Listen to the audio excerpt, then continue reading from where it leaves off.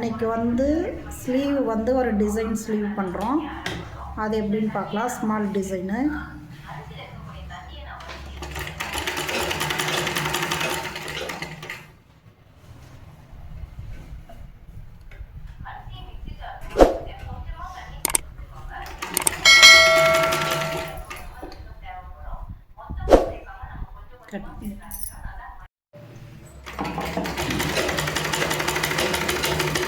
ஓகேங்க, பாருங்கள் ரெடி பண்ணிட்டு புரியல்.